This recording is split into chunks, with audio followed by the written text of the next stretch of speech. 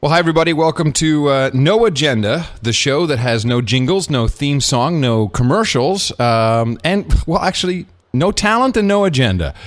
Exactly. It's Adam Curry in the Curry condo in San Francisco, and John C. Dvorak is in the Dvorak mansion south of here. North of here or south of here, John? Where are you? It's actually kind of across. Oh, I'm in the sunny community of Albany, which is the San Carlos of the East Bay. The San Carlos of the East Bay, nice. So as we're getting this the show together in the format, so we actually, just before I hit record, we're going through the topics. So I think we have, what was your first one, John? Well, the writer's strike is interesting to me, which is the Writers Guild of America, the guys who do all the TV stuff. Now, remember, I said a couple of weeks ago this was going to be a big deal. We had a conversation in the hallway about this, I think. Yeah, well, it's a big deal on one hand, but I think it's a huge blunder. Okay. I think it's a strategic blunder, and I'll explain why. And it doesn't surprise me that they'd make this mistake, because this is like the people that didn't get the the distribution over Napster. And I mean, it's just one of these things where new media impinges old media, and all the people that are involved in old media just don't understand how to deal with it.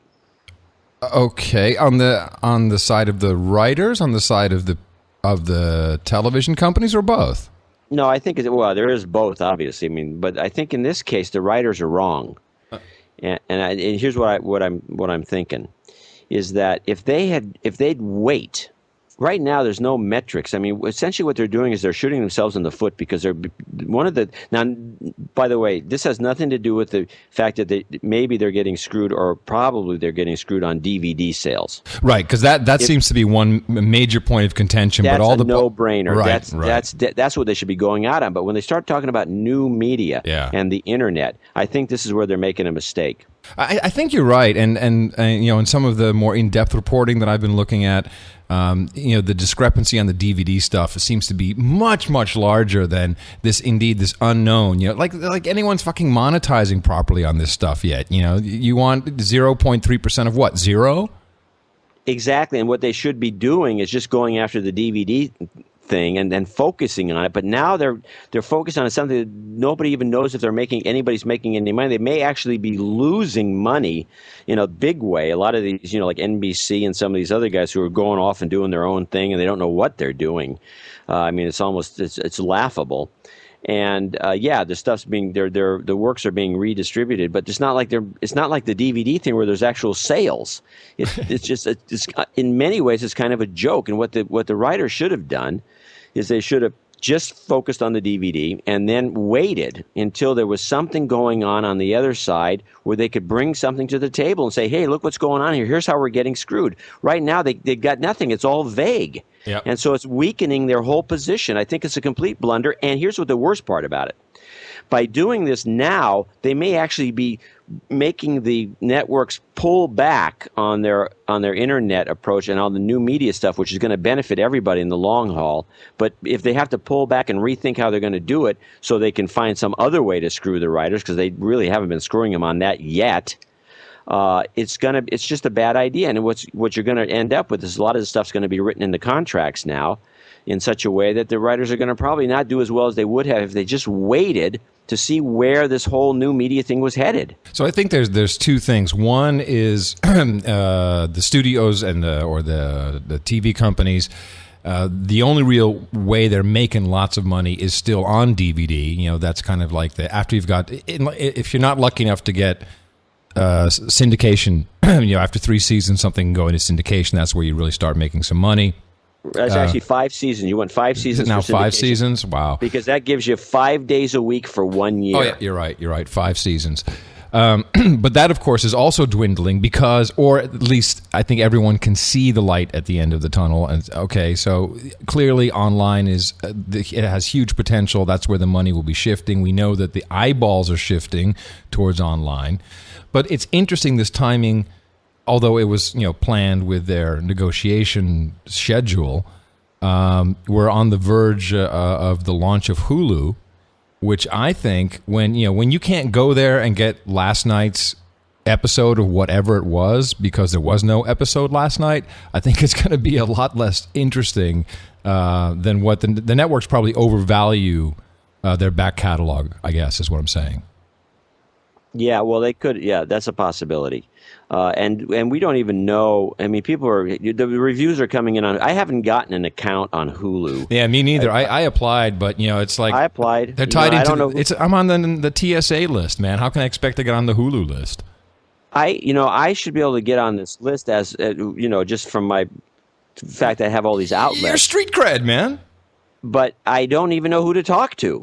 Well, didn't you sign up? I just signed up. I signed up on the website, and I got the letter. Oh, you're on the waiting list, and you'll be on one day. It's like joining a Bohemian Club or something. It'll be 14 years later, I'll get in. So it's so I'm a little disappointed there. So, but other people have gotten on. I actually could probably call these guys and say, hey, can you let me borrow your password? Let me go check it out. Right. I haven't bothered, but the reviews are coming and they're kind of mixed, but there was an article that ran in the New York Times discussing this, and the cool thing about this article was in bits or whatever that thing is. The cool thing about the article was they had a lot of interesting comments from the commenters, the normal readers, and many of them were very critical of the whole concept and the way NBC was approaching this, and and their pals at Fox. Well, interestingly enough, now you just said something there, John. You don't have a beta account. I don't have a beta account. Who are these people that have seen this, and why did they get on the list? I don't know. It's worth asking. Yeah, find someone to ask. Who do you know that's gotten on the list, that has written about it, someone of influence? No, I think there's a couple of people at CNET, if I remember. And I mean, if you go to Google and look it up, you'll find people who are reviewing it, and they tend to be the early rah-rah boys, right. Guys who they've never seen anything in their life. This is the greatest thing ever, and that usually fades after, some more realistic people come into the scene. So maybe they're just slipping it to the shills that are going to give them high PR. I don't know. All I know is that the whole thing is messed up, and it's I can't believe most people don't think it's going to be successful just out of the gun. So just back to the Writers Guild of America, and actually I've been out all day. Have they gone on? Is the strike on now? Have they started that? From what I understand from the last news report I saw, it's a done deal, and it's going to happen on Monday. Okay. Pencils down. Pencils down mean pencils down. But whether it really does, I mean, things end at the last minute. It could be a threat, an idle threat. So do you think it'll affect our world? No, I think it's actually beneficial to, indie new media. Right, so it affects us in a positive way. Yeah, I think it's because people are going to be looking around at other things. It's not going to really make much of a difference right off the bat because, the only people that are going to be immediately affected are the late night shows and the Daily Show with Jon Stewart. Right. Jon Stewart, half the time he's on vacation anyway. Let's face reality. But he actually has to. I mean, he's in WGA. Letterman's in WGA. They actually have to go on strike. Yeah, they'll have to go. Letterman will be out. Leno will be gone. And the Daily Show will be gone. Colbert. But those guys. Colbert and Daily Show, those guys are half the time they're gone anyway. Repeats, yeah. I will say I'm all for unions, and if I'm not agreeing with the leadership and what their decisions are, but unions are a good idea, and I think people should be able to organize, and this shows power. Well, just to one up you on this, I actually used to be a union organizer. So in fact, I organized Teamster. I wish. I helped organize a union, and we got it underway and the whole thing. So I went through the whole process and I got a lot of training. I know the whole, all the litany on both sides of the thing. And I'm a pro-union. I was in a number of unions when I was younger. When I was working, when I was going through college, and I worked during the summers. I joined different unions, and even when I was in high school, I was in various unions. Well, I joined AFTRA, and I got a SAG card, and really it was all about the insurance. Just having good health insurance. That's really what I cared about. Well, that's important. Mm-hmm. But anyway, the point is so I'm not anti-union by any means. I think they're good things. I think they're a little passé. I think they need to be rethought the way they work. But Union 2.0, the social network. Now you're talking. But it just seems to me that the leadership of a lot of unions is flaky. Yeah. And in this case, I think there weren't. It's not leadership. It's just kind of a knee-jerk kind of thing. This whole attacking new media before they even know how it's going to unroll or roll out. They're unsure. So it's weird. Perfect timing. 10 minutes in. That's what we should keep the topics to. Let's try that. I like it. So let's see. What's next? Blackwater? Well, you got the Blackwater topic. You're coming from the European perspective. What are they thinking over there when they see all this Blackwater stuff? Well, first of all, I don't think the Europeans are aware of Blackwater at all. Really? Oh, yeah, not at all. It's they don't. We did a round of press releases, and our PR agency in the UK went to all of the highbrow broadsheets with my Ron Paul interview. And just as an example of the lack of knowledge. And 40% did not know who the man was. And these were the political editors of, I don't know. I don't want to say which publication, which ones specifically, but all the big ones, like, the Times, Sure. Guardian, Daily Mail, the real broadsheets. 40% didn't even know who he was. And then they said, well, he's just an isolationist, and he's not making any noise, so has no traction. They were unaware of the amount of money, don't really understand the significance of it. I'd have to say that knowledge level of how our political system works is very, very low. And the story about Blackwater, it just gets drowned out. By the way, the United Kingdom has some crap of their own going on that also is in the news. It's not just about what's going on over here. But no, they have no knowledge of Blackwater. However, well, the reason I'm going to interrupt you because the reason that's interesting to me is because one of my bloggers on Dvorak Uncensored, Dvorak.org/blog for anyone who doesn't know, who posted the Blackwater story, went on to a kind of a tirade, which I actually edited out because I thought it was over the top. But before I edited it, went on about no wonder, he's talking about Blackwater. No wonder the Europeans and all these countries hate us because we're doing stuff like this. And now you're telling me they don't even know we're doing stuff like this, which makes the commentary ludicrous. Right? No. It's on. Also, here's my issue. And there's a great. I think it's the only interview that I've been able to find of Eric Prince. This is the guy who, the CEO and founder of Blackwater. Yeah, the head guy. Well, by the way, he was on a lot of while you were in London, he was on a lot of TV. Yeah, but this is a 1 hour Charlie Rose interview. Did you see that one? Oh, okay. No, I didn't see it. So, when Charlie Rose really, and Rose was fucking great as always. He just really calmly just sticks the knife in. And I got to say, first of all, the guy is from Dutch descent, which is kind of interesting. Just to me personally, he was spotless the way he went through this. A couple of things that are interesting. First of all, what he's claiming at least is that what Blackwater really does is they train. So they also train Army and Navy and Air Force and Marines. They're just a training facility, an outsource essentially. They train people. And then they hand them over. They are actually under military command. That's the way he made it sound. And I watched it back a couple of times. Like, okay, so they're not operating completely in a vacuum there. But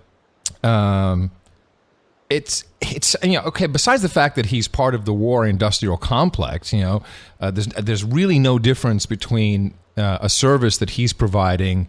Or companies that are making fighter jets and ships and catering. I mean, there are more commercial companies. I've come to understand, and I got to believe there are more commercial companies in Iraq, personnel headcount wise, than are military personnel. You just don't think of it that way, but all of the infrastructure, all of the support, that's coming from commercial companies, which of course is pumping money into the economy. There is a generally speaking, at least the word here is that half the soldiers over there are contractors, exactly, and half are military. Yeah. And some of the people are complaining about the fact that, and this is kind of weird. For example, the Army's not even especially in the green zone, supposedly. And I have friends in the green zone. I have to verify this, but I'm hearing that they have catering companies that are independent contractors doing the food for the Army. Dude, Burger King and fucking not Domino's, Pizza Hut. I was in Basra on the base, and there's a fucking Burger King and a Pizza Hut. Did I just blow you away? Did you not come back on me there, John? No, I'm here. Okay. So the point is what happened to the the KP, the Army cook? I mean, why aren't they cooking for themselves? It just doesn't make any sense to me. Well, even worse, the guys who were there on $35,000, $40,000 a year, they're looking at these other guys and saying, "Fuck, this guy's making 100, 200 G's. Maybe these guys are highly paid. They're highly paid." And so they're like, that's what I should be worth. I mean, isn't that completely demoralizing? Well, I think that's the reason they're having trouble recruiting people, because people are saying, why should I go into the Army if I can get a job with Blackwater? I can make 10 times more money. Exactly. Well, I guess the revelation here is I don't think the American public even is aware of exactly this. The fact that we have more contractors over there than enlisted servicemen and women, about these discrepancies in pay. I mean, I think that's really the big eye opener, and people are going to start saying, "Wait a minute, this isn't right." Yeah, no, it's ridiculous, and I think the guy I know that's over there, who I email with every so often, he says they're making more money than God. Ugh. And he's like, driving a truck. So every single time you write off one of those checks to the IRS, that's literally what's being done with it. Actually, I paid my IRS bill on October 15th because I'm, one of those guys. But I'm in line at the post office with about 10 other guys, all my age, same kind of thing. And they're all standing there to get the postmark on the check or on the envelope. And we start chatting with each other, as fellow comrades. Yeah. And the guy said, I wonder how many, I got this big check. I wonder how many bullets it's going to buy. Oh, yeah, exactly. Yeah. Well, I think I bought a jet or two. Well, I probably only bought a Humvee, but it was more than I wanted to spend. As long as you got a Hummer out of the deal. I'm cool I wish. I could have been nice to have like a, they should have made, I would have rather bought a used Humvee, but, So anyway, I guess my hope from all of this is that there's some kind of way. What I don't think is constructive, and this is what I'm seeing a lot of online, is people are attacking this guy. He's evil, and and here's his evil castle, and that's the wrong place to focus the energy. Look at the structure of this, how this is working. Literally, he's just an opportunist. Yeah, he's a smart guy. Yeah. I mean, I was telling people that instead of complaining about it, I said, gee, how do we get in on this deal? Well, there's really only two kinds of businesses I've never been interested in, and this is one of them, and the other one is pussy. There's lots of money I can make in sex business. I mean, that's easy. I'm not interested in being in that business. What do you mean, selling your body? Oh, I see what you mean. You mean being a pimp. No, would you know that the best online porn guys, it's all in Amsterdam. Yeah, there's a lot of it there, I have to say. In fact, I ran it years and years ago. I went through Holland. I was at some event, and it was a early Boardwatch magazine thing. It was in Germany, and I ran into a bunch of these guys, and they said, "Well, you want to just take a run over to Rotterdam, and we'll go through Belgium, and we'll taste some beer and whatever." And we got in the car and went over there, and we stopped and visited a friend of a friend, and he ran. And this was like in the early '90s. In the early '90s, before the net was even going, it was the old bulletin board scene. Yep. And he had his nice little house, and it was just fine. Oh yeah, a sex farm with that's what we call them. With like and then in rooms. The back, he said, in the back room, he had a bunch of servers. And they were cranking out porn like there was no tomorrow.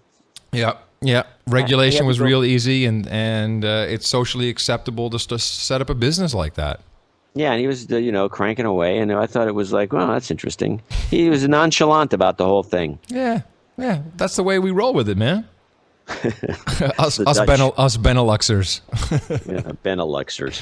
So, but anyway, yeah, those businesses, you don't have to go to those businesses unless you have to, but it does look like easy money if you wanted to get caught up in it. But the funny thing is because when I was doing the tech TV show Silicon Spin, we used to have different people on. I used to have Danni Ashe on a lot, and all kinds of other. Who's Danni Ashe? Danni Ashe was Danny. She was the one that she makes we figure $4 million a year, do just softcore. Oh, okay. All right. She's a soft core girl, Cool. and she has her sites. Danny's hard drive. Oh, Danny's hard drive. Okay, I've heard of that. Sure. And she, sweetest thing you ever wanted to meet. She's gorgeous too, and she'd be on. But she was a businesswoman. She's actually a hardcore businesswoman, and she would have some real interesting insights into all this stuff. And her husband was like a lawyer, so she was like the businesswoman. He's a lawyer. She's a stripper, or not a stripper, but whatever she was. She showed. She was, she did like she was really, an exhibitionist. That's what she was. high end sexy shots. Hot shots, right? That's about it. Yeah. But she would make it. We did some calculations at the time, and this was in the late '90s, '98 maybe, '99, something like that. That we figured she was made about 2.5 based on her numbers and the rest of what we knew. But the other people would come through this show, and they were porn people, and you could tell that they were being corrupted by it. Danny less so, because she was, I think she was pretty just a normal exhibitionist type woman. But the other people you could see, especially men, you could see them just slowly creeping toward that. I think I'd look pretty good with that big gold necklace. Yeah, exactly. Maybe I should open my shirt up a little bit more. I'm growing some hair here with the gold necklace. I think it's going to look pretty good. That's a good look. Yeah, that's real good. And then you can just see him falling into it. I could grease my hair a little more. I think maybe that would look good. What about a mustache? Take away from this.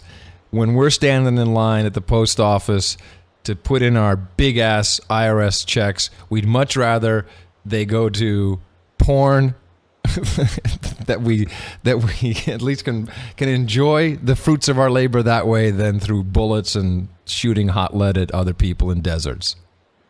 What, are you advocating the government invest in porn? Yeah, right on. I'm running on that ticket. You wait. It might work. All right. What do we have next? Your turn.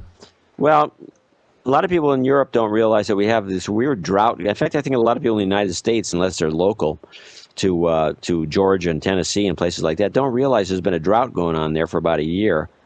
Really? And it just turned out that today, apparently, some town in Tennessee went bone dry. So everybody in this whole city, you open the taps, nothing. Nothing came out. Wow, what a nightmare, huh? Well, it's not only a nightmare, but it causes all kinds of other issues, because when you take the water out of the system, the pipes now don't have anything holding them up in some places, and they start corroding real fast because oxygen is now hitting them, and you end up with a long-term problem that's hard to resolve. But nothing's going to get resolved unless it starts raining, and it won't probably rain in that area for another month. So has FEMA moved in yet? Well, that would help. No, isn't that what they're there for? That's the emergency management agency. They're supposed to step in and save everyone. Well, I don't know what they got the truck in water, I guess. But it's interesting that we're having a drought. Well, over the last couple of years, they've been having these floods, especially in England, in those nice coastal areas around Cornwall. Not even the coastal areas, man. It was from Wales on up. And it started to hit London. That's when all of a sudden the emergency relief came in, is when Gordon Brown's hush puppies started to get wet. So what would happen if those tubes all flooded? Yeah, all the for subway real. tubes. Yeah, for real. Well, I don't know. It would certainly fuck up my commute, that's for sure. You could fly in. No, but I didn't know that. So, but is this like a big town? Is it 100,000 people? I just found out about it. It's probably a small town, but it's the beginning of many towns that are going to start drying up, it looks like. And Georgia's the next state to get hit hard. They're like down in, I think they're down to 60 days worth of water, and then they're done. Wow. So all right. That's kind of interesting. And meanwhile, the glaciers are all melting. Why can't they use some of that water? And that's one I wanted to hit on. I think I read it on your blog, and then you talked first. I heard it on Tech 5, and then I went to your weblog, and there was. I haven't actually fully blogged this yet. I know what you're going to say. Yeah, this is about this. You called it a mountain of plastic in the middle of the ocean, which it isn't. But I did find this fascinating. It's called, I think, was it Gyre? Is that what it's called? Gyre? Or a Gyre? I'm not sure how you pronounce it. Yeah, well, there was a link. One of your readers had posted a comment to a Google video. There was this little mini documentary about this team of volunteers that went to go check it out. And so this is like 3,000 miles, off the coast in the middle of the ocean.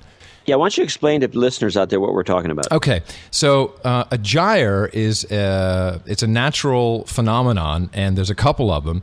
Basically, the way the currents flow, there's kind of like this big toilet bowl kind of motion, although, of course, there's no hole at the bottom that the water drains down into, but you do have an epicenter of this swirling water, and it just collects stuff. And what does it collect?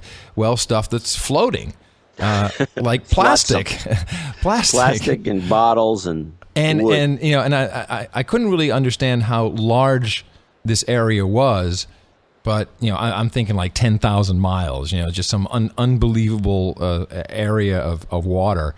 And they went through it, and literally, now it's not like what you almost automatically imagine is this huge, like all these plastic bottles floating. Of course, that's not really true, because plastic does break down.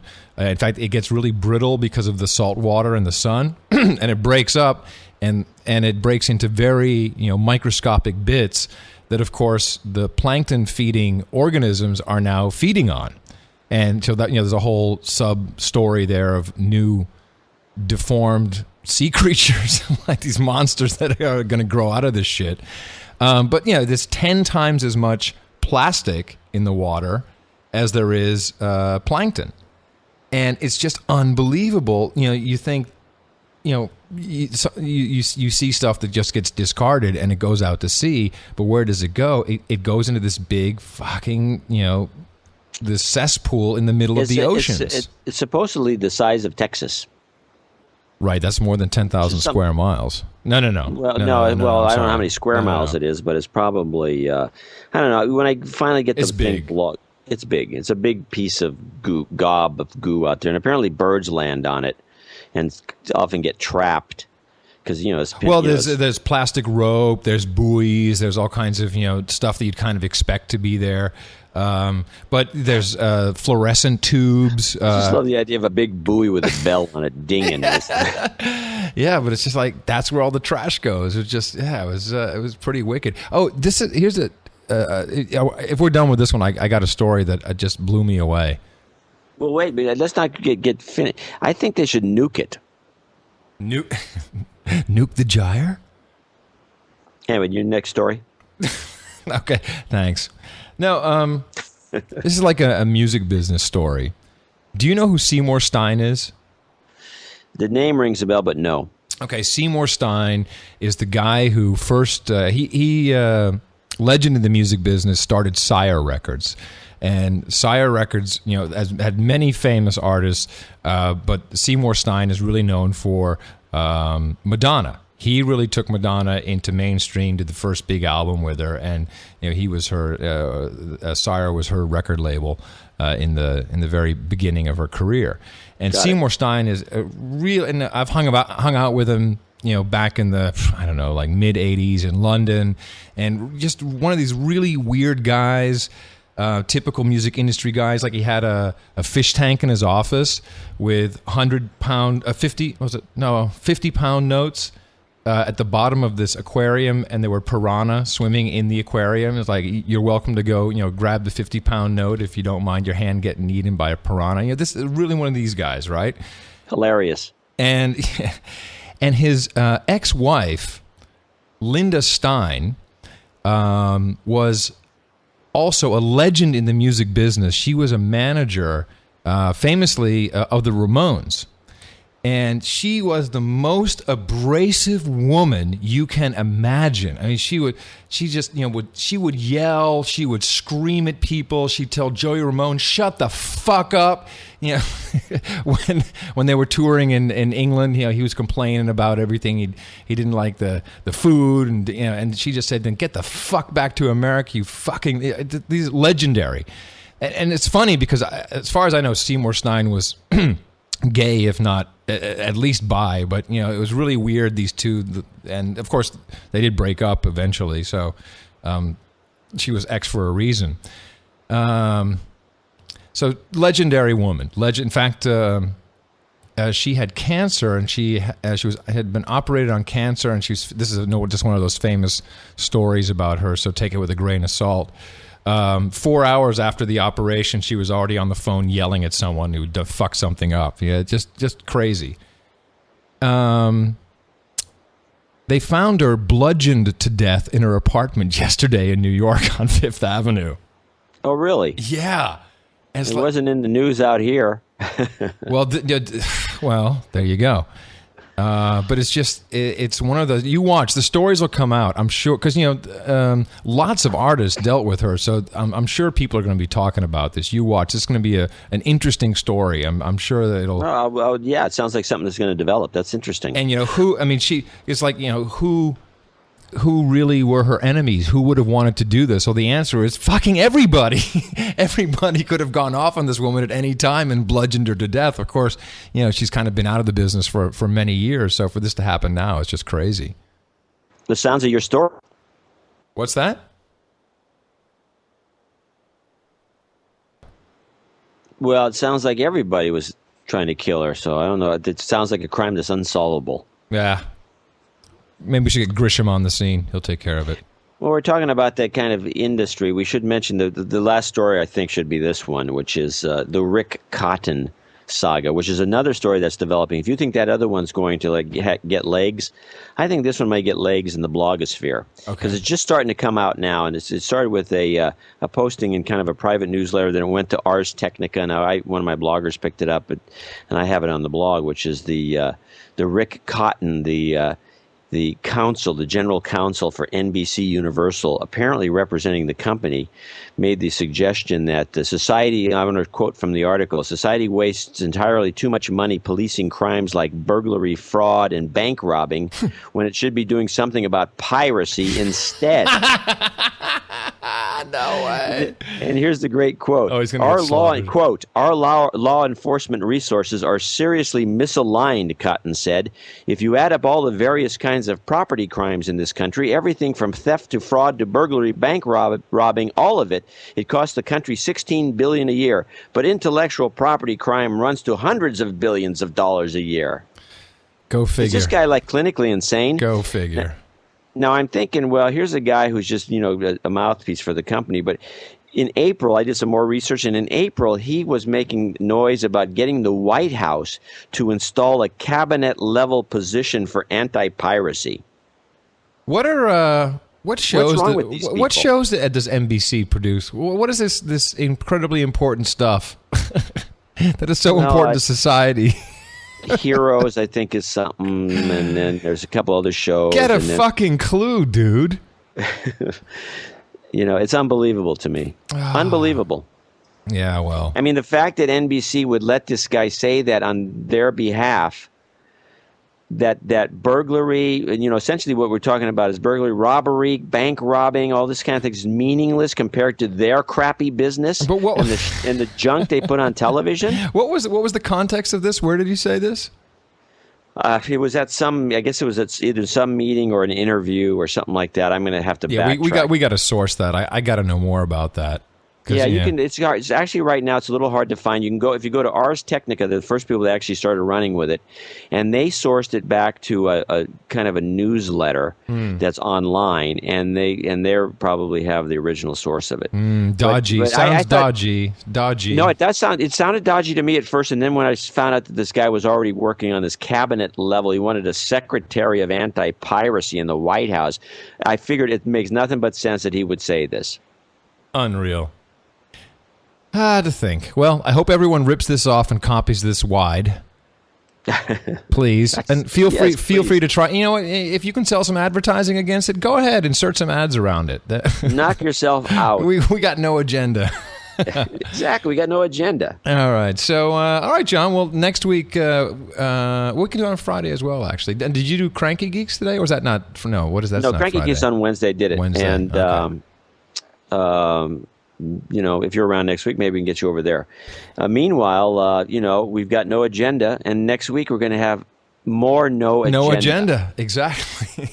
All right, I'm Adam Curry at the Curry Condo. And I'm John C. Dvorak. Okay, we'll talk to you next week. The best and the brightest, served up daily by the sharpest minds in content delivery, Pod Show and Limelight.